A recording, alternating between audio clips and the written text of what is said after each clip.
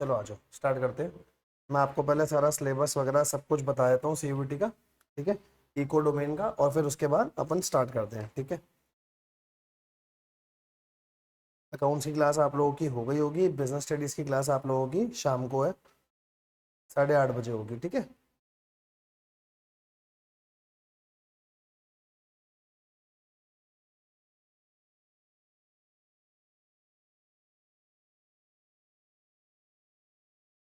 देखो जी, जो भी आपका सीयूईटी का इको का पेपर होगा, उसमें क्या क्या कैसे कैसे आएगा देखना। तो सीयूईटी आपका 2025 इको डोमेन, और इको डोमेन का पहले पूरा का पूरा सिलेबस और पेपर पैटर्न डिस्कस कर देता हूँ। सेम आपका अकाउंट्स में डिस्कस हुआ भी होगा, है ना, जैसे अकाउंट्स में डिस्कस हुआ होगा सेम उसी हिसाब से देखना। बेटा पहले पेपर पैटर्न क्या है, आपका पेपर पैटर्न क्या है, पहले पेपर पैटर्न के ऊपर बात कर लेते हैं थोड़ी सी। तो पेपर पैटर्न में आपके टोटल आएंगे 50 क्वेश्चंस, ठीक है। पेपर पैटर्न में टोटल मेरे पास कितने क्वेश्चंस हैं, 50 क्वेश्चंस है ना। और 50 क्वेश्चंस आपको करने हैं 1 घंटे में। अगर मैं आपके सामने नॉर्मल टाइम रखूं तो नॉर्मली आपको 1 मिनट में एक क्वेश्चन करना है, लगभग लगभग 1 मिनट मिलेगा। कुछ क्वेश्चन सॉल्व करने वाले भी होंगे, जैसे आपको बताता हूं, आपने 12th में पढ़ा हुआ है, average propensity to consume, APC APS निकालना है, एमपीसी एमपीएस निकालना है, नेशनल इनकम के क्वेश्चन है, नेशनल इनकम के एक रिलेटेड एग्रीगेट से दूसरे रिलेटेड एग्रीगेट पे जाना है तो क्या करना है, ऐसे सारी चीजें आएंगी। उसमें थोड़ा बहुत टाइम लगेगा, बाकी सारे क्वेश्चन आपके 1 मिनट में बहुत आराम से हो सकते हैं, ठीक है जी। अब आगे देखना और क्या क्या चीजें हैं समझाता हूँ। अगर आप यहाँ पे हर क्वेश्चन को करेक्ट करते हो तो करेक्ट आंसर पे, ठीक है, जितने भी करेक्ट आंसर्स होंगे, करेक्ट आंसर्स पे आपको मिलेंगे 5 मार्क्स ईच, 5 मार्क्स ईच होगा, है ना। और कोई भी आंसर आपका इनकरेक्ट है बेटा, अगर कोई भी आंसर आपका इनकरेक्ट है तो इसका -1 मार्क है, मतलब आपका 1 मार्क डिडक्ट हो जाएगा, ठीक है। इस हिसाब से ये वाला पेपर आपका टोटल 250 मार्क्स का बनेगा, चाहे अकाउंट्स है, बीएसटी है, इको है, सब कुछ मिला करके आपका ये 250 मार्क्स का एक पेपर बनेगा, ठीक है। और पहले ऐसा होता था, इसमें कुछ नंबर ऑफ क्वेश्चन कंपलसरी होते थे कि आपको इतने करने हैं, अब तो इन्होंने बोल दिया क्वेश्चंस आपको सारे अटेम्प्ट करने हैं, मतलब आपको टोटल 250 मार्क्स का पेपर अटेम्प्ट करना है। 250 मार्क्स के पेपर में से कितना आप अच्छा स्कोर निकाल पाते हो उसके ऊपर सारी चीजें, ठीक है। तो बेटा इको के डोमेन को ना आगे बढ़ाने से पहले मैं आपको कुछ चीजें वैसे ही बता देता हूँ। मैक्सिमम चीजें वही हैं, ऑलमोस्ट सारी चीजें वही हैं जो आपने 11th 12th में पढ़ी है। बस 11th 12th में आपने डिटेल तरीके से पढ़ा है, आपने उसको सब्जेक्टिव के पॉइंट ऑफ व्यू से पढ़ा है, क्योंकि आपको पेपर में पूरा पूरा लिख करके आना होता था। अब वही सेम चीजें हम एमसीक्यू के पॉइंट ऑफ व्यू से पढ़ेंगे कि प्रॉपर हमारे एमसीक्यू सॉल्व होने चाहिए। आपका पूरा पूरा फोकस किस पे होना चाहिए, सिर्फ और सिर्फ एमसीक्यू पे, ठीक है। तो एक तो ये चीज हो गई। अब इसके साथ पहले मैं एक बार आपको सारा वो दिखा देता हूँ कि इसमें सिलेबस क्या क्या आएगा, सारा सिलेबस दिखाता हूँ, एक सेकंड रुकना। ये सिलेबस है देखो, ठीक है, ये आपका सिलेबस है सारा 2025 के लिए इकोनॉमिक्स। अब इकोनॉमिक्स के लिए सिलेबस क्या क्या है देखना। सबसे पहले आपने क्लास 11th में माइक्रो इकोनॉमिक्स पढ़ी होगी, ये फाइल मैं आप लोगों के साथ शेयर भी कर दूंगा ग्रुप में, आप वहां से भी बाद में देख लेना, बट आपको थोड़ा सा एक आइडिया दे दूं। देखो, तो इसमें सबसे पहला टॉपिक आपका होता था, अगर आपको अच्छे से याद है, कि माइक्रो इकोनॉमिक होती क्या थी। माइक्रो इकोनॉमिक्स में आप पढ़ते क्या हो, तो माइक्रो इकोनॉमिक्स में आप इंडिविजुअल हर आइटम के बारे में पढ़ते हो। इंडिविजुअल आइटम के बारे में किस तरीके से उसकी क्या डिमांड और सप्लाई होगी, हम उसके बारे में चीजें पढ़ते हैं, है ना। इंडिविजुअल आइटम के क्या होंगे, उसका डिमांड का कर्व कैसा होगा, उसका सप्लाई का कर्व कैसे होगा, प्राइस कैसे डिटरमाइन होगा, ये सब चीजें हम पढ़ेंगे, ठीक है। अच्छा, सेंट्रल प्रॉब्लम होती थी, सेंट्रल प्रॉब्लम 3 होती थी अगर आपको याद हो, what to produce, how to produce, for whom to produce, है ना, उसके बारे में पढ़ोगे। एक आपका पीपीसी कर्व होता था, अगर आपको अच्छे से ध्यान है तो याद है, पीपीसी कर्व ऐसा बनता था, अगर आपको याद हो, ये इस तरीके का पीपीसी कर्व होता था। और अगर उसके ऊपर कोई भी चीज आती थी तो हम बोलते थे कि ये ऑप्टिमम यूटिलाइजेशन है रिसोर्सेज का। अगर रिसोर्सेज इसके अंदर कहीं लाई कर रहे हैं तो अंडर यूटिलाइजेशन है, और अगर आप बाहर जा रहे हो तो ओवर यूटिलाइजेशन है, मतलब बियॉन्ड द कैपेसिटी है ना। यहाँ पे एक अपॉर्चुनिटी कॉस्ट का भी कॉन्सेप्ट होता था, अपॉर्चुनिटी कॉस्ट का कॉन्सेप्ट भी आप लोगों को पता होगा, जिसमें लिखा जाता है value of the next best alternative which is to be forgone, ठीक है। जैसे एक आपको नॉर्मल सी बात बताऊं, मान लो आप लोगों ने क्या करा, आप लोगों ने ग्रेजुएशन कोर्स पूरा कर लिया, है ना, आप लोगों ने ग्रेजुएशन का कोर्स पूरा कर दिया, सब बच्चे रिप्लाई करना, ठीक है, देखते हैं आपको आता है नहीं। तो ग्रेजुएशन के बाद आपके पास 3 तरीके के ऑप्शन है। क्या क्या ऑप्शन है बताता हूँ। पहला ऑप्शन है आपके पास जॉब करने का, एक ऑप्शन है आपके पास अपना बिजनेस करने का, एक ऑप्शन है आपके पास अपना टीचिंग करने का। ठीक है, जॉब से मान लो आपके पास ईयरली इनकम आ रही है 12 लाख, बिजनेस से आपके पास इनकम आ रही है 6 लाख रुपए, और टीचिंग के लिए आपके पास इनकम आ रही है मान लेते हैं 7 लाख रुपए। सबसे पहले आप ये बताओ, on the basis of financial consideration आप इन तीनों में से चूज कौन सा करोगे? ठीक है, पहले ये बताओ इन तीनों में से चूज कौन सा करोगे, क्या ये आप बोल रहे हो बेटा? थोड़ा सा तेज बोलना बेटा। जॉब, बढ़िया। अब मेरे को एक चीज बताओ, जॉब तक तो ठीक है सारी चीजें, अगर आप जॉब सेलेक्ट करते हो तो इसके लिए अपॉर्चुनिटी कॉस्ट कौन सी होगी, या कितनी होगी अपॉर्चुनिटी कॉस्ट?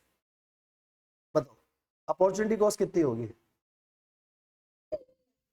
7 लाख और 13 लाख, सोच के बताना।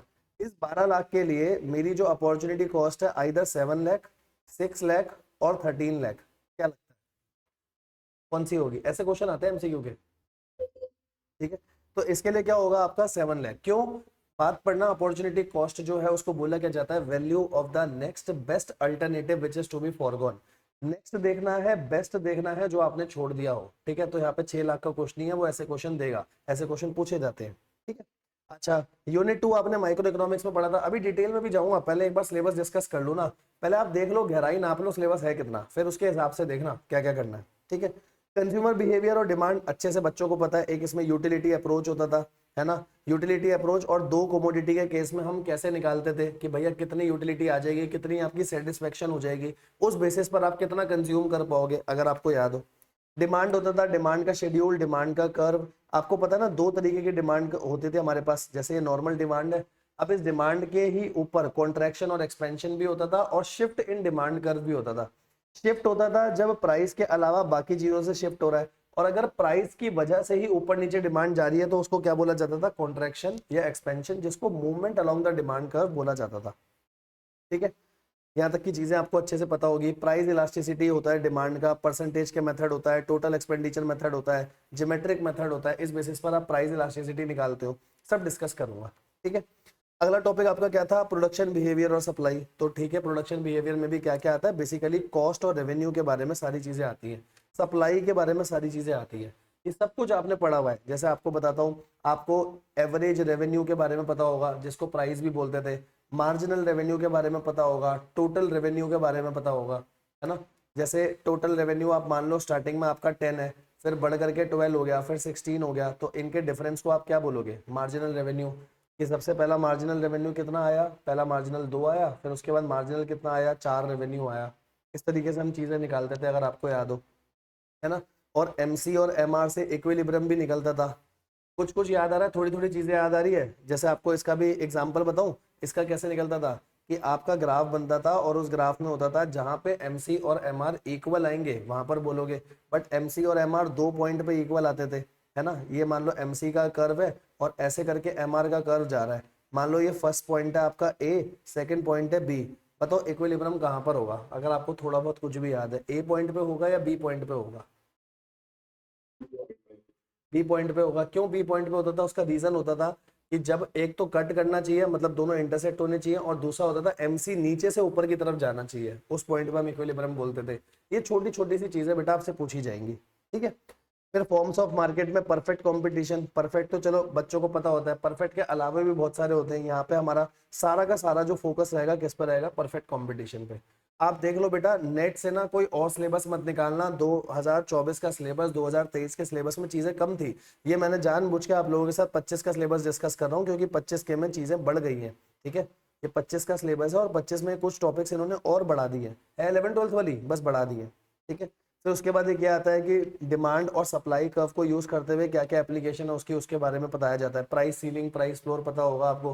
प्राइस फ्लोर का मतलब होता है मिनिमम कितना प्राइस रखना है, प्राइस सीलिंग का मतलब मैक्सिमम कितना प्राइस रखना है, इसके ऊपर हम कोई भी प्राइस चार्ज नहीं कर सकते। ठीक है, एक तो आपका ये आएगा सारा, फिर इसके बाद आएगा मैक्रो। अब देखो, ये तो बेटा आपने ताजा ताजा पढ़ा है, national income, determination of income and employment, याद है। इसमें ये सारे आपके टॉपिक आते थे, एडी आता था, एएस आता था, APS, APS, APC, MPS, MPC, है ना। इसके अलग अलग फॉर्मूलेज भी होते थे। फिर यहाँ पर कंजम्पशन फंक्शन होता था, सेविंग फंक्शन होता था, ऑटोनॉमस कंजम्पशन, ऑटोनॉमस सेविंग, सब कुछ आपको यहाँ पे पढ़ना है। इन्वेस्टमेंट मल्टीप्लायर क्या होता है, ठीक है। उसको के से डिनोट करा जाता है, और भी बहुत सारी चीजें होती हैं, ये सब का सब कुछ हम यहाँ पे पढ़ेंगे। ठीक है, नेशनल इनकम के बारे में तो अच्छे से पता ही होगा आपको। जैसे एक छोटी सी चीज आपसे पूछूं, देखते हैं बता पाओगे। अगर मान लो मेरे को जीडीपी जीडीपी एफसी से लेकर के मुझे जाना है एनडीपी एमपी पे, तो कैसे जाओगे बताना। सबसे पहले ग्रॉस से नेट पे जाने के लिए क्या करोगे, देखिए याद है, भूल गए पेपर के बाद। ग्रॉस से नेट, सबसे पहले डेप्रिसिएशन माइनस करोगे, बढ़िया। डोमेस्टिक से, डोमेस्टिक है देखो, यहाँ पर भी डोमेस्टिक है, यहाँ पर भी डोमेस्टिक है। फैक्टर कॉस्ट से मार्केट प्राइस पर जाने के लिए क्या करूंगा, है ना, यहाँ प्लस होगा नेट इनडायरेक्ट टैक्सेस, और नेट इनडायरेक्ट टैक्सेस का क्या होता था, इनडायरेक्ट टैक्सेस माइनस सब्सिडीज। ठीक है ना, ये सारी की सारी चीजें आएंगी। ठीक है, तो ये देखो ये चीजें हो गई। मनी और बैंकिंग, मनी और बैंकिंग तो बच्चों का वैसे ही फेवरेट टॉपिक होता है जिसमें मनी के सारे फंक्शंस पढ़ाए जाते हैं, बैंकिंग के सारे फंक्शंस पढ़ाए जाते हैं, है ना। और भी चीजें बताऊं, इसमें मनी और बैंकिंग में फंक्शंस के अलावा भी बहुत कुछ है, जैसे मनी सप्लाई के बारे में चीजें होती हैं। अभी लास्ट पेपर में मनी सप्लाई से रिलेटेड भी क्वेश्चन पूछे गए हैं। ठीक है, गवर्नमेंट बजट है, गवर्नमेंट बजट में अगर आपको पता हो 3 तरीके के डेफिशिएट होते हैं जो मेन क्वेश्चन है, पक्का आना ही आना है। बताओ सबसे पहला डेफिशिएट कौन सा होता है, देखिए याद है, भूल गए। पहला डेफिशिएट एक होगा आपका रेवेन्यू डेफिशिएट, और कौन सा डेफिशिएट होता है, फिजिकल डेफिशिएट, और कौन सा होता है, प्राइमरी डेफिशिएट, है ना। इन तीनों का क्या इम्प्लीकेशन होता है, किस तरीके से इसको निकाला जाता है, वो सारी चीजें। जैसे रेवेन्यू में सिर्फ revenue expense minus revenue income आएगा, फिजिकल में सारे एक्सपेंस सारी इनकम आएगी लेकिन बोरोइंग नहीं आएगी। प्राइमरी क्या होता है, physical deficit minus interest payment होता है ना। ये सारी की सारी चीजें आप इस वाले टॉपिक में पढ़ोगे। सारा सिलेबस वही तो है, देखो मैं जानबूझ के आपको पहले सिलेबस सारा दिखा दिया। ये देखो लास्ट टॉपिक बीओपी। बीओपी तो आपको अच्छे से पता होगा, बीओपी का मतलब होता है एक अकाउंट बनाते हैं अपन, है ना। और एक इस अकाउंट में अपन डेबिट क्रेडिट लग करके, जैसे नॉर्मल अकाउंट होता है, एक तरफ आप लिखते हो सारा आउटफ्लो, किस चीज का आउटफ्लो, फॉरेक्स का, फॉरेन एक्सचेंज रिजर्व की क्या क्या आउटफ्लो है। दूसरी तरफ अपन क्या लिखते हैं, इनफ्लो, सारे के सारे फॉरेक्स से रिलेटेड क्या क्या इनफ्लो आएंगे। और उस बेसिस पर हम देखते हैं जितने भी रेसिडेंट हैं कंट्री के, उनका बाहर के लोगों के साथ, मतलब इंटरनेशनल ट्रांजेक्शन्स के बेसिस पर कौन कौन सा अमाउंट आ रहा है, उसके बेसिस पर हम सारी की सारी एंट्री करते हैं, है ना। तो देखो इसमें आपका फॉरेन एक्सचेंज रेट भी आ जाएगा और बीओपी भी आ जाएगा। बीओपी का मतलब क्या है, बीओपी के कंपोनेंट क्या है ना, सब कुछ इसमें आ जाएगा आपका। और कंपोनेंट तक ही आपको मेन पढ़ना है, तो आपका छोटे छोटे टॉपिक है, सारा हो जाएगा। मतलब मैं आपको एक छोटी सी चीज बताऊं, आप लोगों ने इस वाली, जब ये 12th आया तो सिलेबस चेंज हो गया था, आपने मैक्रो के साथ आईईडी पढ़ी है। बट बेटा पता है पुराना सिलेबस क्लास 12th का कैसे होता था, क्लास 12th के पुराने सिलेबस में दो चीजें होती थी, एक माइक्रो इको और दूसरा होता था मैक्रो इको। यही दो चीजें होती थी 12th के सिलेबस में, और वही दो चीजों पे इन्होंने पूरा पूरा फोकस रखा है इस बार सीयूईटी का पूरा। ये पहले भी सीबीएसई में होता था, बाद में इन्होंने चेंज करके माइक्रो 11th में डाल दी थी। ठीक है, अगेन अब ये सेम इन्हीं चीजों पे इनका पूरा फोकस रहेगा एंट्रेंस के लिए। ठीक है, और आपको एक बात बताऊं, सारे के सारे जो भी क्वेश्चन पेपर होंगे वो क्वेश्चन पेपर मैं ग्रुप पे डालूंगा जो आपको करने हैं, है ना। क्वेश्चन पेपर में से सिर्फ वो टॉपिक करना जो जो टॉपिक आपके क्लास में डिस्कस होते चलेंगे। ठीक है, और देखो उतना टाइम हम नहीं लगाएंगे, ऑब्वियसली बात है, 1 महीने बाद आपका पेपर है, उतना टाइम नहीं लगेगा जितना टाइम आप 11th 12th पे लगाते थे। आपको पढ़ना है एमसीक्यू के पॉइंट ऑफ व्यू से। इवन संदीप करके के सारे एमसीक्यू मैं आप लोगों के साथ क्लास में डिस्कस करूंगा, जितने क्वेश्चन पेपर के एमसीक्यू हैं सारे के सारे मैं क्लास में डिस्कस करूंगा, और इस तरीके से हम इस कोर्स को खत्म करेंगे फटाफट। ठीक है, तो अब मैं आपके साथ एक टॉपिक स्टार्ट करता हूँ आज। ठीक है, नॉर्मल सा टॉपिक बीओपी उठाता हूँ। पहले बीओपी के बारे में आपको थोड़ा बहुत बताता हूँ। जैसे बीओपी है, नेशनल इनकम है, एडीएएस है, इसी में बच्चों को थोड़ी सी प्रॉब्लम रहती है, मनी बैंकिंग वगैरह में इतनी प्रॉब्लम नहीं रहती। तो इनमें से कोई भी टॉपिक जो आप बोलोगे पहले वो हम स्टार्ट कर लेंगे, उसके बारे में डिस्कस कर दूंगा थोड़ा बहुत। ठीक है, थोड़े एमसीक्यू आप लोगों के साथ डिस्कस करूंगा, इस तरीके से आगे बढ़ाऊंगा। ठीक है, क्लास अभी आगे जाने से पहले ही आपको रिमाइंडर दे रहा हूँ, आज 8:30 बजे आप लोगों की बीएसटी की क्लास है। अंकित सर बीएसटी की क्लास लेंगे शाम को 8:30 बजे, वो आप लोग ज्वाइन कर लेना। कल मॉर्निंग आप लोगों की 8 बजे अगेन क्लास है अकाउंट्स की। ठीक है, ये दो क्लासें आपकी रेगुलर चलेगी। इको की जो आपकी क्लास होगी वो ऑल्टरनेट बेसिस पे एमडब्ल्यूएफ चलेगी। एमडब्ल्यूएफ में 3 बजे चालू होगी आपकी क्लास। ठीक है, कोर्स आपका बहुत आराम से कंप्लीट होगा, कोई दिक्कत नहीं है। इवन बीएसटी में कुछ टॉपिक मैं भी पढ़ाऊंगा, कुछ अंकित सर भी पढ़ाएंगे। ठीक है, जैसे सोर्सेज ऑफ फाइनेंस है, फाइनेंशियल मैनेजमेंट वगैरह है, वो मैं आपको और अच्छे से तरीके से पढ़ाऊंगा। जो बाकी टॉपिक्स है वो आपको अंकित सर पढ़ाएंगे। इस तरीके से तीनों सब्जेक्ट आपके चलेंगे। ठीक है, तो अब मैं स्टार्ट करता हूँ। यहाँ तक तो कोर्स पूरा समझ में आ गया ना? पहले यहाँ तक बता दो भाई, किसी को कोई दिक्कत है, कोई परेशानी है तो बताओ, नहीं तो फिर स्टार्ट करते हैं। यहाँ तक कोई डाउट है किसी को? बताओ जी। ठीक है, 15 मिनट हो गए, 15 मिनट अपन ने पूरा सिलेबस पढ़ लिया, पेपर पैटर्न पढ़ लिया, सिलेबस में क्या क्या चीजें आने वाली है वो सब आपने देख लिया। अब इसके बाद मैं स्टार्ट करता हूँ, ठीक है? आओ, कोई डाउट हो तो प्लीज पूछ लेना, अपना माइक ऑन करके सीधा पूछ लेना डाउट, ठीक है? कोई प्रॉब्लम नहीं है। देखो तो 15-20 मिनट पहले एक टॉपिक को समझते हैं, उस टॉपिक के ऊपर ना देखो मैंने एमसीक्यू भी खोल के रखे हैं, मैं आपको दिखाता हूँ। ठीक है, ये सारे के सारे अपन ने एमसीक्यू खोले हुए मैक्रो के, और फिर ये सारे मैं आप लोगों के साथ डिस्कस कर लूंगा। ठीक है, ये रहे एमसीक्यू सारे। इसमें से मैक्सिमम एमसीक्यू आप लोगों के साथ अभी डिस्कस भी हो जाएंगे। ठीक है, एमसीक्यू की अलग अलग फाइल बना करके मैं ग्रुप पे भी डाल दूंगा, बस उतना उतना पार्ट आप साथ के साथ करते चलना। ठीक है, आओ देखते हैं। सबसे पहले देखो बीओपी होता क्या है, छोटा सा टॉपिक आज डिस्कस कर रहा हूँ आप लोगों के साथ, बीओपी। ठीक है, बीओपी का मतलब होता है बैलेंस ऑफ पेमेंट। बीओपी का मतलब है बैलेंस ऑफ पेमेंट। अच्छा, बैलेंस ऑफ पेमेंट क्या रिकॉर्ड करता है, कोई कुछ बताएगा? बैलेंस ऑफ पेमेंट क्या रिकॉर्ड करेगा, बताओ बताओ अगर पता है तो। है ना? तो ये रिकॉर्ड करता है बेटा इकोनॉमिक ट्रांजेक्शन्स। इकोनॉमिक का मतलब सारी ट्रांजेक्शन्स आ जाएगी, इनफ्लो और आउटफ्लो की। ठीक है, इकोनॉमिक ट्रांजेक्शन रिकॉर्ड करेगा, किस किस के बीच में करेगा बताओ? इकोनॉमिक ट्रांजेक्शन्स रिकॉर्ड करेगा बिटवीन, बताओ किस किस के बीच में करेगा? एक रेसिडेंट, है ना? एक करेगा रेसिडेंट ऑफ कंट्री के बीच में, जो कंट्री के रेसिडेंट है ना? और दूसरा किसके बीच में करेगा? And rest of the world.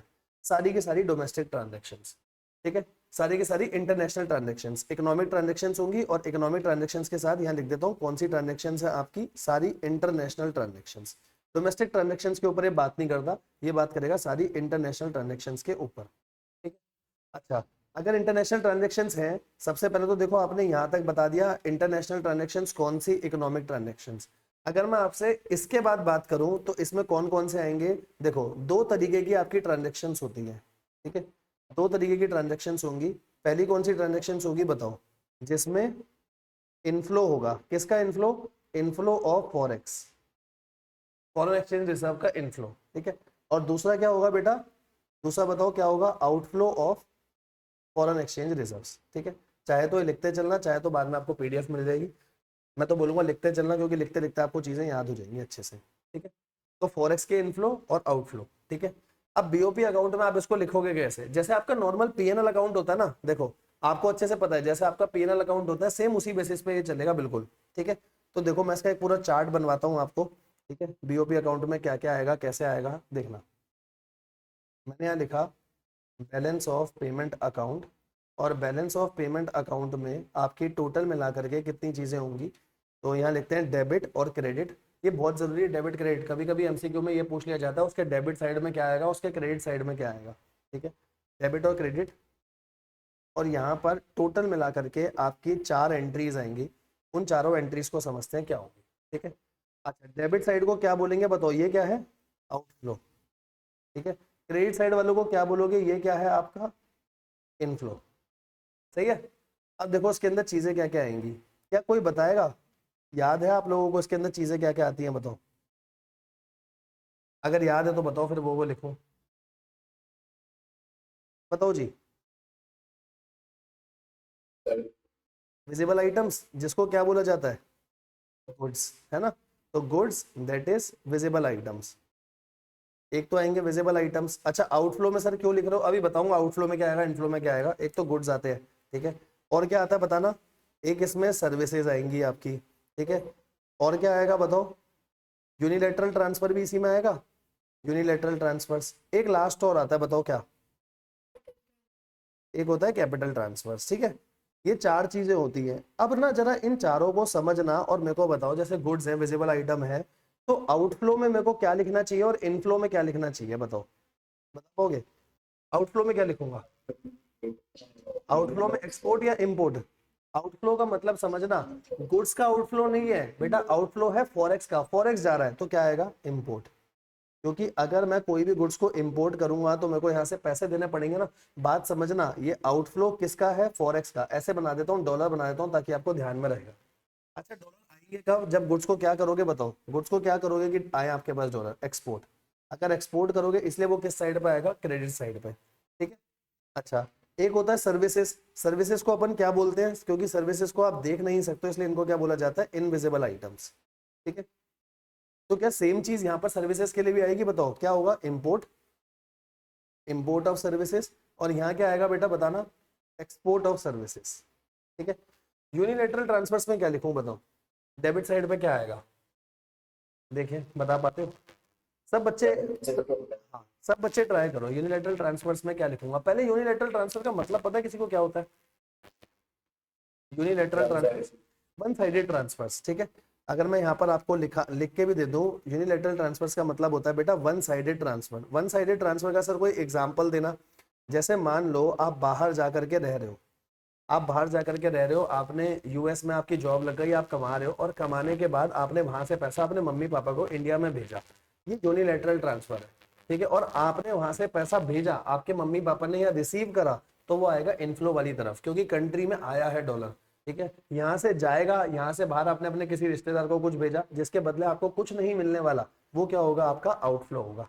ठीक है, ये देखो किसी बच्चे ने लिखा भी है इसमें गिफ्ट वगैरह, हाँ बिल्कुल ठीक, वन साइडेड ट्रांसफर होता है, आप उसे गिफ्ट भी बोल सकते हो।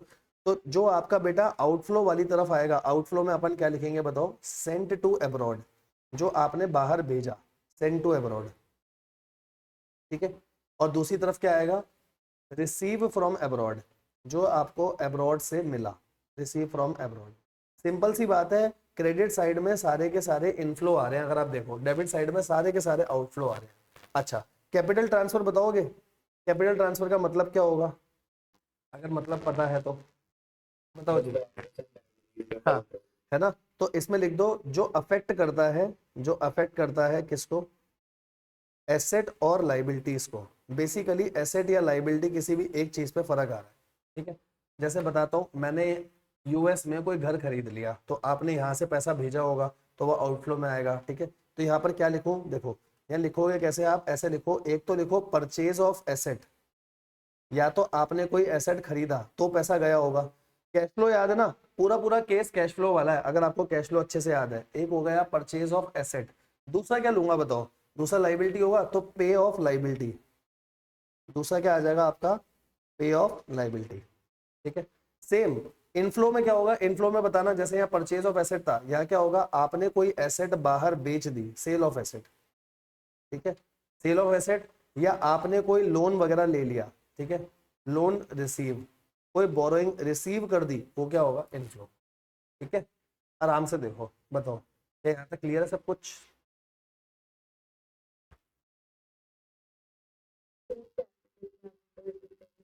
देखो कैपिटल ट्रांसफर का ना बेटा मतलब समझियो, कैपिटल ट्रांसफर का मतलब क्या है, जैसे मैं इसको ना और अच्छे से एक्सप्लेन करता हूँ नीचे। ठीक है, समझना, कैपिटल ट्रांसफर में क्या क्या आएगा। मान लो ये आपका इंडिया है, ठीक है, ये आपका इंडिया है, और इंडिया में आप खड़े हो। ठीक है, और ये बाहर का सारा एरिया आउटसाइड इंडिया है, तो आपने क्या करा, आपने बाहर कोई चीज परचेज कर ली। अगर आपने कोई एसेट बाहर परचेज करी है, तो क्या मेरे को यहाँ से पैसा देना पड़ेगा। मैं जानबूझ के डॉलर को नेगेटिव में लिख रहा हूँ, क्योंकि पैसा यहाँ से बाहर जाएगा। ठीक है ना, तो ये किस साइड पर आएगा बेटा, ये डेबिट साइड पर आएगा, आउटफ्लो हो रहा है। सेम ऐसे समझ, आउटसाइड इंडिया आपने कोई एसेट को सेल कर दिया, अगर आपने आउटसाइड इंडिया किसी भी चीज को सेल कर दिया, तो मैं बोलूं मेरे पास पैसा आएगा, और अगर मेरे पास पैसा आएगा तो इसको क्या बोला जाएगा, इनफ्लो साइड पर। पहले इतना क्लियर हुआ, एसेट क्लियर हुआ अच्छे से, है ना। अब लाइबिलिटी की बात करते हैं, लाइबिलिटी में क्या होगा, सेम, अगर मैंने लाइबिलिटी कोई पे ऑफ करी है, अगर मैंने बाहर किसी से कोई लोन ले रखा था, जैसे एग्जांपल देता हूँ, पाकिस्तान बहुत अलग अलग नेशन से लोन लेता है, मान लो इंडिया की गवर्नमेंट ने बाहर किसी से कोई लोन वगैरह दे रखा है, तो उस केस में अपन क्या करेंगे, अगर लोन ले रखा है, आपको पैसा मिला है, तो वो कहाँ आएगा, इनफ्लो वाली साइड पे। लेकिन अगर आप लोन को रीपे कर रहे हो, तो वो किस साइड पे आएगा, डेबिट साइड पे। तो यहाँ क्या लिखा है मैंने, लाइबिलिटी पे ऑफ, जहां पर मैं लाइबिलिटी को क्या कर रहा हूँ, पे कर रहा हूँ। ठीक है, दूसरा क्या लूंगा यहाँ पे बताना, अगर यहाँ पर क्या है, लाइबिलिटी रेस करी, रेस करने का मतलब क्या है, आपने कोई लोन लिया, तो वो किस साइड पे आएगा, इनफ्लो वाली साइड पे आएगा। बताओ, यहाँ तक सब कुछ क्लियर है, यहाँ तक कोई डाउट है, कोई परेशानी है तो बताओ पहले। ठीक है, क्या एलिमेंट सारे के सारे समझ में आ गए अच्छे से, सभी बच्चों को क्या एलिमेंट सारे समझ में आ गए, है ना। अब देखो बेटा, यहाँ तक एलिमेंट्स तो बहुत नॉर्मल है, ये सारा कुछ बैलेंस ऑफ पेमेंट में आता है। अब इसके बाद ना कुछ दो तीन इंपॉर्टेंट नोट है, आपको वो सारे नोट्स बताता हूँ, वो आप यहाँ लिख लो, जो एमसीक्यू में बहुत ज्यादा काम में आएंगे। पहला नोट होता है बेटा balance of trade. Balance of trade का मतलब क्या होता है, जैसे अभी आपने ऊपर बैलेंस ऑफ पेमेंट पढ़ा, वो बहुत बड़ा स्कोप है, उसमें चारों आइटम आते हैं, बट बैलेंस ऑफ ट्रेड में हम क्या लेंगे बताओ, पता होगा आप लोगों को बैलेंस ऑफ ट्रेड में क्या आता है, क्या चीज है ना, ओनली विजिबल आइटम्स। यहाँ पर किसको लिया जाता है, ओनली विजिबल आइटम्स। और विजिबल आइटम्स का मतलब क्या है, क्या क्या आएगा, सिर्फ गुड्स, ठीक है। ओनली विजिबल आइटम जिसको बोला जाएगा ओनली गुड्स। मतलब बैलेंस ऑफ ट्रेड का मतलब क्या होगा, अगर मैं आपसे पूछूं बैलेंस ऑफ ट्रेड का मतलब क्या होगा, तो सर सिर्फ और सिर्फ दो चीजें यहाँ लिखी जाएगी, क्या, एक एक्सपोर्ट ऑफ गुड्स, ठीक है, एक आएगा एक्सपोर्ट ऑफ गुड्स और दूसरा क्या आएगा आपका इम्पोर्ट ऑफ गुड्स, ठीक है। इसके अलावा कोई भी चीज नहीं आएगी, ठीक है। अच्छा आपसे अगर मैं एक चीज पूछूं, इसको बैलेंस ऑफ ट्रेड को बीओटी भी बोला जाता है, अगर मैं आपसे एक चीज पूछूं, बीओटी और बीओपी दोनों में से ज्यादा बड़ा स्कोप किसका है बताओ, बीओपी का, बैलेंस ऑफ पेमेंट का ज्यादा बड़ा स्कोप है और बैलेंस ऑफ ट्रेड का स्कोप कम है, ठीक है। तो बैलेंस ऑफ ट्रेड का अगर कोई डेफिशिट होगा, बात सुनना ध्यान से, बैलेंस ऑफ ट्रेड का कोई डेफिशिट होगा तो क्या वो बैलेंस ऑफ पेमेंट भर सकता है बताओ, भर सकता है। लेकिन बैलेंस ऑफ पेमेंट का कोई डेफिशिट होगा तो क्या बैलेंस ऑफ ट्रेड भर पाएगा, सोच के बताना, नहीं भर पाएगा, ठीक है। स्कोप के हिसाब से समझा करो, जैसे देखो आपको ना एक डायग्राम से समझाता हूं, आपको और अच्छे से क्लियर हो जाएगा बेटा। ये है बैलेंस ऑफ पेमेंट, ठीक है, इट इज जस्ट लाइक पापा, बड़ा है, ठीक है, स्कोप है इसका, और इसके अंदर ये बहुत छोटा सा है बैलेंस ऑफ ट्रेड, ठीक है। तो अगर इसके अंदर कोई डेफिशिट आ रहा है तो बाहर बीओपी खड़ा है, बीओपी सेट ऑफ कर देगा, बीओपी उस डेफिशिट को भर देगा। लेकिन बेटा अगर बीओपी के अंदर कोई डेफिशिट आ रहा है तो बीओटी नहीं भर सकता, क्योंकि उसके अलावा और भी आइटम है, उनको भी देखना पड़ेगा, ठीक है। क्या यहाँ तक सब कुछ क्लियर है सबको, बताओ, यहाँ तक क्लियर है, ठीक है। एक चीज और बताना, अगर मैं आपसे यहीं पर पूछूं फेवरेबल बैलेंस कब होता है किसी भी चीज का, फेवरेबल बैलेंस कब होगा, अगर बैलेंस ऑफ पेमेंट हो या बैलेंस ऑफ ट्रेड हो, फेवरेबल बैलेंस कब होगा, सीधी सी बात है, जब इनफ्लो ज्यादा हो किससे, आउटफ्लो से, है ना। और अनफेवरेबल क्या होगा, उल्टा केस, ये फेवरेबल हो गया, आगे आओ अनफेवरेबल की बात करते हैं। तो अनफेवरेबल में क्या होगा बताना, जब आउटफ्लो ज्यादा हो इनफ्लो से, ठीक है, आउटफ्लो ज्यादा होगा इनफ्लो से। एक चीज और आती है बैलेंस, अगर परफेक्ट बैलेंस होगा तो बैलेंस को क्या बोलोगे बताओ, जब इनफ्लो और आउटफ्लो क्या होगा आपका, जब इनफ्लो और आउटफ्लो बैलेंस होगा टोटली, ठीक है। तो जो फेवरेबल होता है उसी का एक नाम और होता है सरप्लस, इसको सरप्लस भी बोला जाता है, अनफेवरेबल को क्या बोला जाता है, डेफिशिट। बस यही तो है पूरा, ठीक है, यहाँ तक तो सब ठीक है। अच्छा करंट अकाउंट में कौन कौन से आते हैं, अगर मैं इनकी नंबरिंग कर दूं, ये लो, मैं अगर इसकी यहाँ नंबरिंग कर दूं, आप भी अपने पास नंबरिंग रख लेना, पहले चार हैं ये, ठीक है। तो बताओ पहले चार में से बीओटी में तो आया पहला नंबर, ऐसे लिख देते हैं, बीओटी में आया पहला नंबर, सिर्फ गुड्स आए। करंट अकाउंट में क्या क्या आएगा बताओ, करंट अकाउंट में क्या आते हैं, पहले तीन, है ना, यहाँ लिख दो करंट अकाउंट। और करंट अकाउंट में इन्हीं में से कौन कौन से आइटम आएंगे, गुड्स भी आएगा, सर्विसेज भी आएगा, यूनिलेटरल ट्रांसफर भी आएगा, इसको क्या बोला जाता है, करंट अकाउंट। एक और होता है बताओ क्या, कैपिटल अकाउंट। कैपिटल अकाउंट में क्या आएगा बताओ, सिर्फ लास्ट वाला केस, लास्ट वाला केस कैपिटल ट्रांसफर्स। यहाँ तक सब कुछ क्लियर है, कोई डाउट है तो बताओ, ठीक है। उतना लिखना है खाली जितने से आपके एमसीक्यू सॉल्व हो, बहुत ज्यादा डिटेल में सब्जेक्टिव से नहीं पढ़ना आपको, ऐसे पढ़ना हाँ यार ये टॉपिक खत्म हुआ, इसके एमसीक्यू देखे खत्म, ठीक है। यहाँ तक कोई दिक्कत तो नहीं, बताओ जी, कोई प्रॉब्लम, ये क्लियर है यहाँ तक, अभी एमसीक्यू पे भी लेके चलूंगा, यहाँ तक क्लियर है सब कुछ, अरे बोलो, है ना। इन्वेस्टमेंट एंड बोरोइंग्स, हाँ ठीक है, ये उसमें आ जाएगा आपका कैपिटल ट्रांसफर, ठीक है। यहाँ तक सब कुछ हो गया। एक लास्ट चीज और आती है इसमें जिसमें बच्चे बहुत परेशान होते हैं, पता है, एक होता है ऑटोनॉमस ट्रांजेक्शन्स, एक होगा ऑटोनॉमस ट्रांजेक्शन और दूसरी कौन सी होती है, किस किस को पता है ऑटोनॉमस और एकोमोडेटिंग, क्योंकि मैंने देखा है बच्चे बहुत कंफ्यूज होते हैं इसमें, पता है क्या, बिल्कुल शॉर्ट में समझा सकता है कोई ऑटोनॉमस क्या होगा और एकोमोडेटिंग क्या होगा, खत्म है इसके बाद टॉपिक, बस इसके बाद मेरे को आपके साथ डिस्कस करनी है चीजें, एमसीक्यू डिस्कस करने हैं। मतलब ऑटोनॉमस का मतलब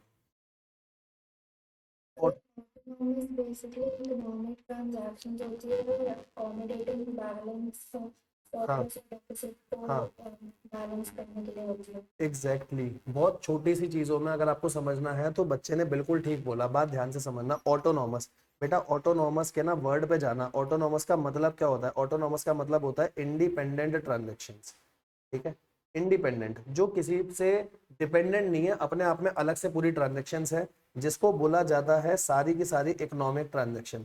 मैंने अभी आपको ऊपर जितनी भी चीजें बताई हैं सारी ऑटोनॉमस है। जैसे आपने गुड्स का इंपोर्ट करा, ध्यान से सुनते जाना, आपको सब समझ आएगा। आपने गुड्स का इंपोर्ट करा, गुड्स का एक्सपोर्ट करा, आपने सर्विसेज का इंपोर्ट करा, सर्विसेज का एक्सपोर्ट करा, ठीक है। इसके अलावा और बताता हूँ आपको और क्या होगा। आपने बाहर कोई घर खरीदा, ये भी ऑटोनॉमस है। आपने घर सेल करा, ये भी ऑटोनॉमस है। मैंने बाहर कोई इन्वेस्टमेंट करी, बाहर कोई इन्वेस्टमेंट बेच दी, मेरे को बाहर से कोई गिफ्ट मिला, सब ऑटोनॉमस है। सर अगर सब कुछ ऑटोनॉमस ट्रांजेक्शन है, मतलब इसका मतलब ऑटोनॉमस ट्रांजेक्शन दोनों तरीके से रूट होती है। हाँ बेटा, ये करंट अकाउंट से भी रूट होगी और ये कैपिटल अकाउंट से भी रूट होगी, दोनों में आएगी। करंट में भी आती है, कैपिटल अकाउंट में भी आती है।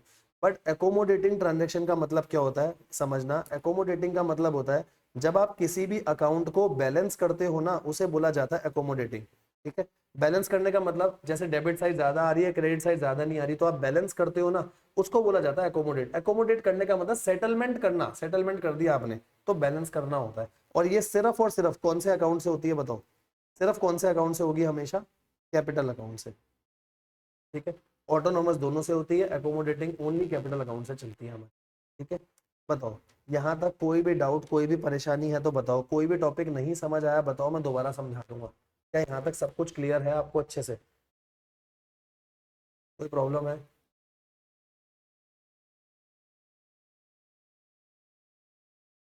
क्या कहते हो? बीओपी टॉपिक इतना ही है खाली? अच्छे से चीजें क्लियर हुई यहाँ तक? Yes, sir. क्लियर है ना? चलो आओ कुछ एमसीक्यूज करते हैं, ठीक है। और प्लीज एमसीक्यू में सब एक्टिवली पार्टिसिपेट करना, आप मुझे बताते चलना, ठीक है, कि सर ये आंसर होगा, ये आंसर होगा, ठीक है। एक बार देखो जल्दी से रिवाइज कराता हूँ आपको क्या क्या चीजें हमने अभी तक पढ़ी है बेटा। तो बीओपी में क्या क्या आएगा? इंटरनेशनल सारी इकोनॉमिक ट्रांजेक्शन्स आती हैं, कंट्री के रेसिडेंट और रेस्ट ऑफ द वर्ल्ड के बीच में। इनफ्लो और आउटफ्लो किसका? डोमेस्टिक नहीं देखना, किसका देखना है? फॉरेक्स का। डेबिट साइड को आउटफ्लो भी बोला जाता है, जैसे प्रॉफिट और लॉस का डेबिट साइड होता है ना वैसे ही। और दूसरी साइड क्रेडिट साइड, जहाँ पे पैसा आएगा। पहले तीन आइटम करंट के होते हैं, लास्ट कैपिटल का होता है। पहले वाले आइटम को बैलेंस ऑफ ट्रेड में लिया जाता है, सबको मिला दोगे बैलेंस ऑफ पेमेंट बनेगा। ऑटोनॉमस ट्रांजैक्शन इंडिपेंडेंट ट्रांजैक्शन होगी। एकोमोडेटिंग हमेशा कौन सी होती है? जो सिर्फ बैलेंस करने के लिए काम में आती है। ये सब मैंने पढ़ा है, ठीक है। आओ एमसीक्यू देखते चलेंगे, आप बताते चलना, ठीक है। सबसे पहले सेकंड एमसीक्यू बताओ आंसर क्या होगा? सेकंड एमसीक्यू आराम से पढ़ो, मुझे बताओ आंसर क्या होगा।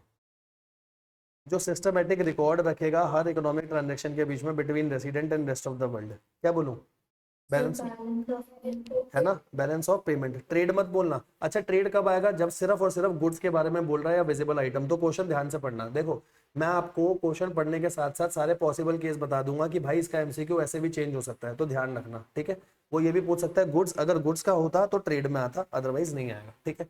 अच्छा थर्ड क्वेश्चन कितनों को पता है? थर्ड क्वेश्चन का आंसर बता पाओगे? ये स्टॉक होता है या फ्लो होता है? बता पाओगे? मैंने डिस्कस नहीं करा आप लोगों के साथ, लेकिन क्या आप मुझे बता सकते हो? यहाँ पर मैं लिख भी दूंगा साथ में, बताओ बैलेंस ऑफ पेमेंट एक स्टॉक कॉन्सेप्ट है या फ्लो कॉन्सेप्ट है? क्या लगता है? ये फ्लो कॉन्सेप्ट है, फ्लो होना चाहिए, फ्लो ही है, ये फ्लो ही होगा बेटा। बच्चे सही कह रहे हैं बिल्कुल, बात समझना क्यों। स्टॉक का मतलब होता है एक पर्टिकुलर डेट पे पता चलना, फ्लो का मतलब होता है ड्यूरिंग द पीरियड, ठीक है। जैसे बताता हूँ, बैलेंस शीट एक पर्टिकुलर डेट पे बनती है, लेकिन प्रॉफिट एंड लॉस अकाउंट पूरे पीरियड का बनता है ना। वैसे ही फ्लो कॉन्सेप्ट है ये, क्योंकि जो बीओपी होता है, जो बैलेंस ऑफ पेमेंट है, वो एक पूरे पीरियड का बनता है। जैसे एक साल का हो गया, एक महीने का हो गया, जिसमें हम सारी ट्रांजेक्शन लिखते हैं, इसीलिए कौन सा कॉन्सेप्ट होगा? फ्लो होगा, ठीक है। अच्छा फोर्थ बताओ, फोर्थ का आंसर बताओ क्या होगा? बता पाओगे आप? बताओ फोर्थ का आंसर। so credit क्रेडिट, बिल्कुल। क्यों? इनफ्लो है, इनफ्लो है तो किस साइड आना चाहिए बेटा? क्रेडिट साइड पे आना चाहिए, ठीक है। फिफ्थ बताओ, फिफ्थ का आंसर क्या होगा? जल्दी जल्दी पढ़ते चलना, नॉर्मल है। अगर रिसीट ज्यादा है पेमेंट से, क्या होगा भाई बताओ? सब बताओ। रिसीट ज्यादा है पेमेंट कम है, सरप्लस, ठीक है। यूनिलेटरल ट्रांसफर, यूनिलेटरल को एक चीज और बोली जाती है, आदित्य ने बोला भी था, क्या बोला जाएगा? One way transfer. क्यों वन वे बोला जा रहा है? वन वे को एक चीज और बोल सकते हैं, सिंगल डायरेक्शन में चलती है, वापसी कुछ नहीं मिलता, ध्यान रखना, ठीक है। यहाँ तक तो सब कुछ ठीक है ना। आओ अब यहाँ से थोड़ा सा आगे चलते हैं। ये लो प्रैक्टिस पेपर का एक क्वेश्चन आया है, क्वेश्चन नंबर 7 पढ़ो, ठीक है। मैं पढ़ाता हूँ 7 क्वेश्चन, आप आंसर करना, ठीक है। देखो क्या है 7, क्या बोला है? Sarah, a foreign investor, decided to invest in a company located in India. She purchased a share of a company. Company के शेयर खरीदे हैं, and also buy some real estate property, at the same time local company from India invest in a foreign country, एक local company है India की, उसने भी foreign country में invest करा है by acquiring factory and machinery there.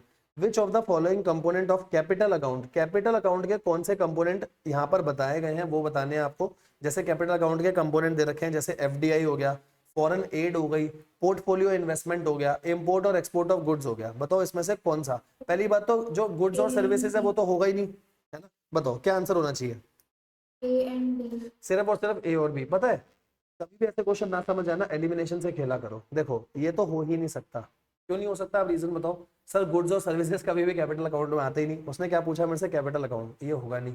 आपने कहीं पर कोई एड ली है, कोई हेल्प ली है क्या, कोई एड नहीं ली है। तो बचे कौन कौन से, एक एफडीआई हो गया, एक पोर्टफोलियो इन्वेस्टमेंट हो गया। एफडीआई का मतलब होता है जब मैं डायरेक्टली इन्वेस्ट करता हूँ, पोर्टफोलियो इन्वेस्टमेंट मतलब जब मैं शेयर्स खरीदता हूँ। बताओ क्या सबको अच्छे से समझ में आया या नहीं आया। समझ आया, समझ आया। 8 बताना, 8 का आंसर क्या होगा। बहुत इजी है क्वेश्चन, बताओ क्या होगा। है ना, सर देख के पता चल रहा है विजिबल। गुड्स का जब भी आएगा आइटम तो क्या होगा, विजिबल। ये लो 9th क्वेश्चन अभी करना है आपको, ट्राई करो। सीबीएसई में पूछा गया, सीओईटी में सेम क्वेश्चन आ सकता है। बताओ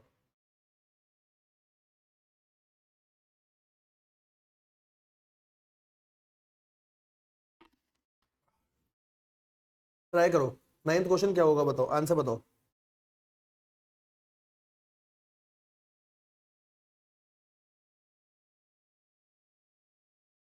बोलो बोलो क्या लगता है क्या होगा। किसी का भी आंसर नहीं आ रहा है 9th में। सी इंक्रीज 50 थे। ठीक है, सिंपल देखो ना, पहले 2020 में देखो, एक्सपोर्ट है 1000, ये है 800। बताओ बैलेंस ऑफ ट्रेड कितना आएगा। अगर मैं आपसे पूछूं बैलेंस ऑफ ट्रेड कितना आएगा, सब बच्चों को आंसर चाहिए। 200। सर बैलेंस ऑफ ट्रेड 200 आएगा, एक्सपोर्ट माइनस इंपोर्ट होता है। अच्छा यहाँ निकालना, यहाँ कितना आएगा, 1100 और 850 कितना आएगा, 250। ठीक है ना। तो देखो इंक्रीज हो गया, कितने से इंक्रीज हुआ, 50 से। आंसर क्या होगा, इंक्रीज और कितना होगा, 50। क्या सबको समझ में आया, बताना मेरे को, क्या सबको क्लियर है। Yes, sir. क्लियर है, अगर क्लियर है एक आंसर मेरे को और देना। 12th का आंसर बताओ, क्वेश्चन नंबर 12 क्या आंसर होगा, थोड़ा सा ध्यान से। है ना, देखो देख के पता चल रहा है। वो transaction to cover the deficit और सरप्लस, भैया डेफिशिट और सरप्लस के लिए अकोमोडेटिंग होती है, इंडिपेंडेंट ट्रांजैक्शन होती है तो ऑटोनोमस आता। ठीक है ना। अच्छा देखो 11th क्वेश्चन भी बताओ। 11th क्वेश्चन बढ़िया क्वेश्चन है, बताओ 11th क्या होगा। 11th का आंसर होगा बोथ ए एंड बी। ठीक है, क्वेश्चन नंबर 11th ना, हाँ बोथ ए एंड बी। अच्छा एक चीज और बताओ, अगर इसी की जगह मैं कर दूं एकोमोडेटिंग, अब क्या आंसर होगा। Only capital account, current account नहीं होगा, ओनली कैपिटल, है ना। बस ये ध्यान में रखना, देखो चीजें कैसी भी पूछी जा सकती है ना। आओ अब मैं आपसे चीजें पूछता हूँ। क्वेश्चन नंबर 15 बताओ क्या आंसर होगा 15 का। आराम से सोच के बताना, जल्दीबाजी मत करना, धीरे से सोच के।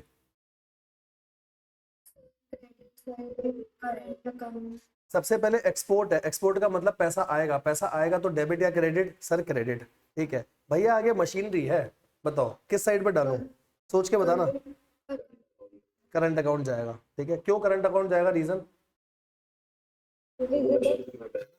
सिंपल सी बात है, इन्वेस्टमेंट वाली चीज नहीं है। एक्सपोर्ट आएगा, क्रेडिट साइड आएगा, करंट अकाउंट क्या आएगा। 16 बताना, 16 का आंसर,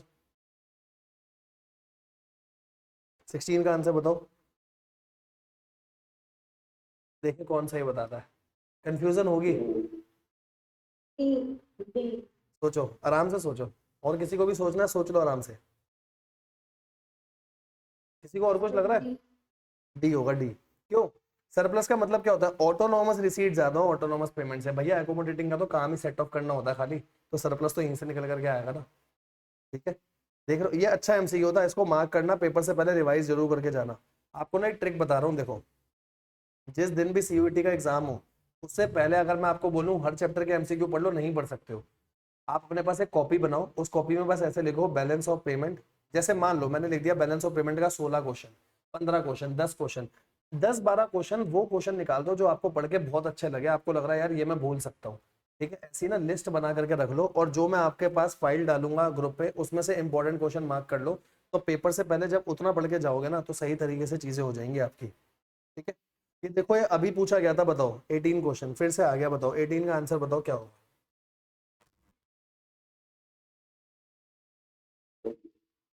हाँ 18 का आंसर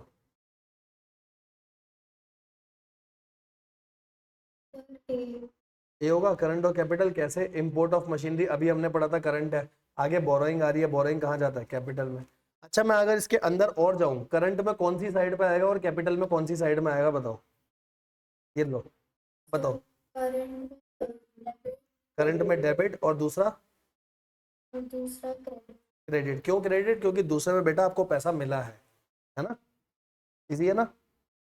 ये लो, ये तो सारे पेपर के क्वेश्चन है, बताओ 19 20 21 क्या लगता है क्या क्या होगा, 19 का आंसर बताओ आपके हिसाब से क्या होना चाहिए। क्वेश्चन नंबर 19 आंसर बताओ क्या होगा। कमोडिटी प्राइस 19 का सही है। क्यों, क्या बोला है, फॉरेन एक्सचेंज ट्रांजैक्शन डिपेंडेंट, बेटा ऑटोनोमस का तो मतलब ही इंडिपेंडेंट होता है, तो डिपेंडेंट कौन सी होती है, एकोमोडेटिंग। ठीक है 20 का बताओ, 20 में इंडिपेंडेंट आ गया, ठीक है ऑटोनोमस होगा। अच्छा लास्ट बताओ 21, 21 C. पक्का। और पता है अभी ये क्वेश्चन ऊपर भी आया था, अगर आपको ध्यान हो कि सरप्लस और डेफिसिट हमेशा किससे निकलते हैं, ऑटोनोमस ट्रांजैक्शन से, याद है ना, याद आ रहा है यहाँ तक सब कुछ। आओ कुछ बढ़िया क्वेश्चन देखते हैं। ये लो, आप मुझे बताओ, ये देखो कभी कभी ना CAD से भी पूछ लेगा, CAD का मतलब होता है करंट अकाउंट डेफिसिट, कैपिटल नहीं बोलते हमेशा, CAD का मतलब करंट अकाउंट डेफिसिट होता है। 28 का आंसर क्या होगा, देखिए सही बता पाते हो।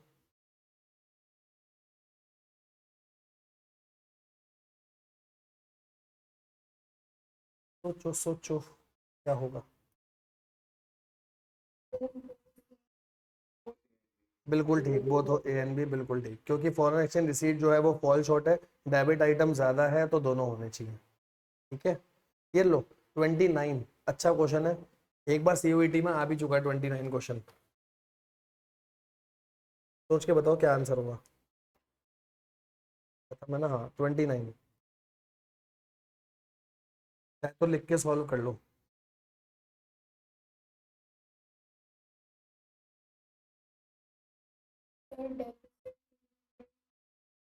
डेफिशिट 200 एकदम ठीक, डेफिशिट आएगा, और कितने का डेफिशिट आएगा, 200 का। है तो करके देख लो, यहाँ एक्सपोर्ट बोला है और यहाँ इम्पोर्ट बोला है, ये 1300 हो गया, ये 1200 है ना। लेकिन उससे पहले और भी तो चीजें हैं ना, सही से करते हैं ना, बैलेंस ऑफ ट्रेड बोला ना उससे खाली, तो ट्रेड में क्या क्या आएगा आपका, मर्केंडाइज आएगा, इधर मर्केंडाइज ये रहा, और इधर मर्केंडाइज कितना है ये रहा, यहाँ से डेफिशिट आएगा। अच्छा बैलेंस ऑफ पेमेंट में पूछा जाता तो बैलेंस ऑफ पेमेंट में क्या होता सरप्लस और डेफिशिट में से, बताओ बैलेंस ऑफ पेमेंट में क्या आता, 100 100 का आता और डेफिशिट आता है ना।